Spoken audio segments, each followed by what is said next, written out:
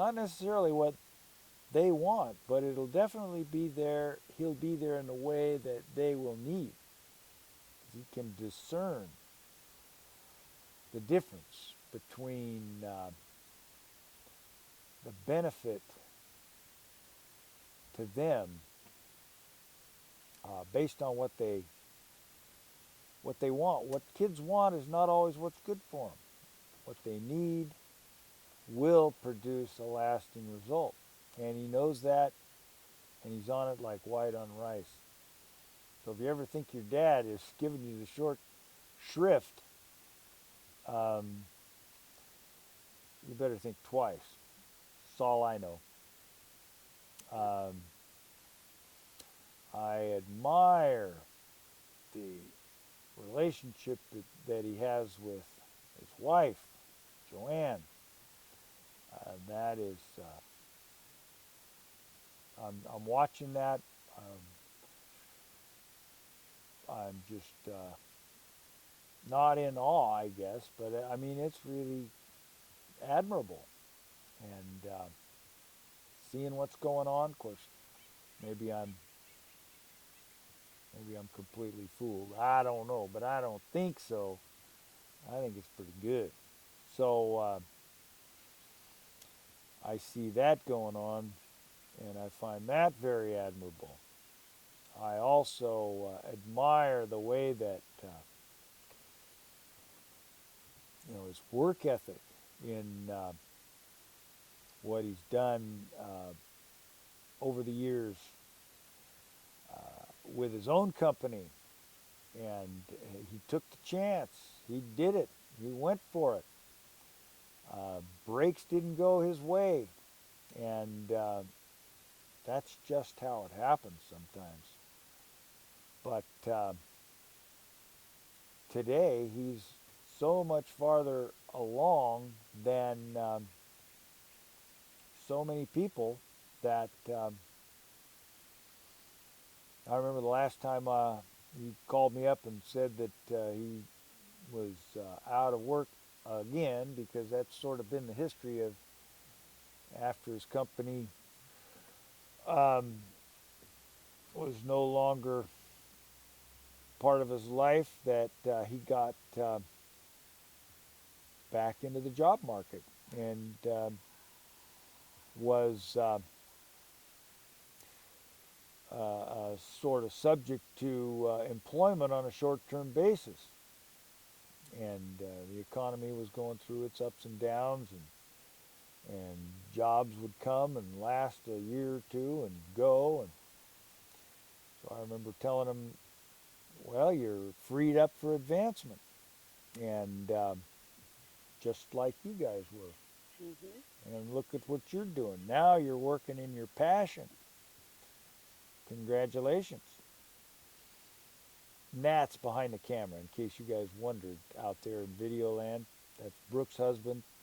Um, Again, let me say it's way back in 2011, so they may have been dead for millennia by this time.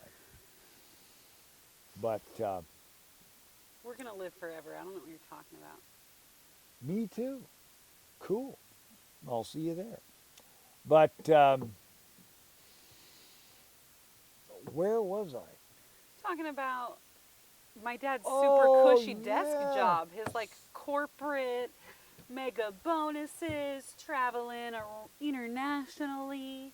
He's like a jet setting rock star. Exactly. So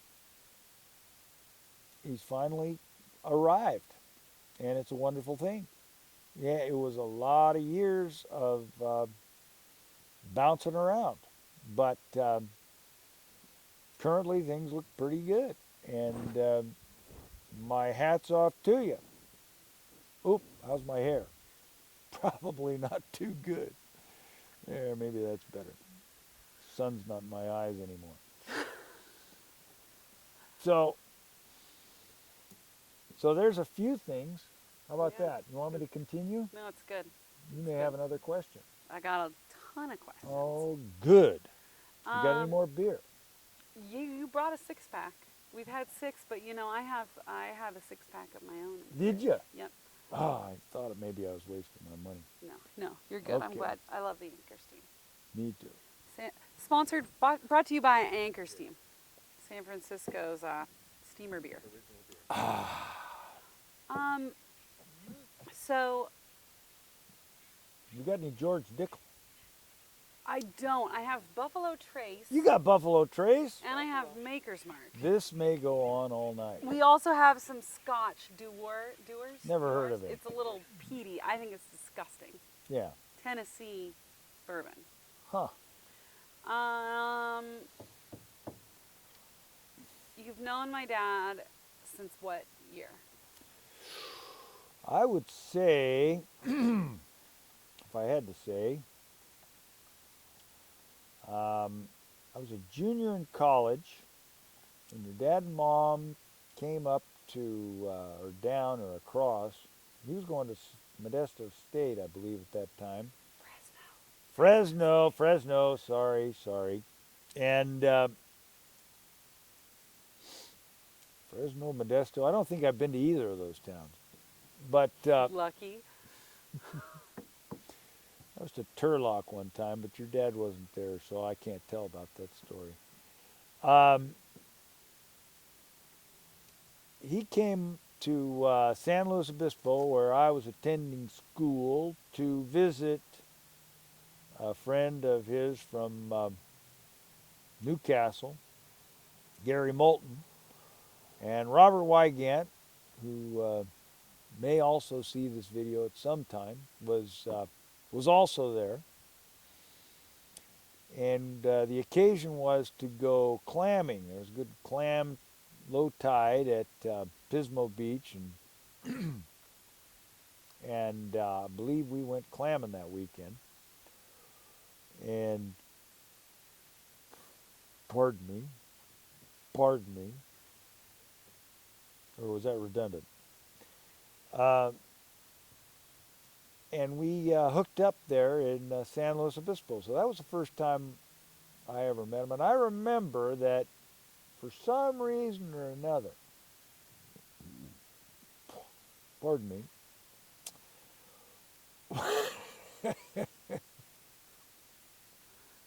we had gone, Gary and I, the previous day to either a yard sale or a flea market or something like that.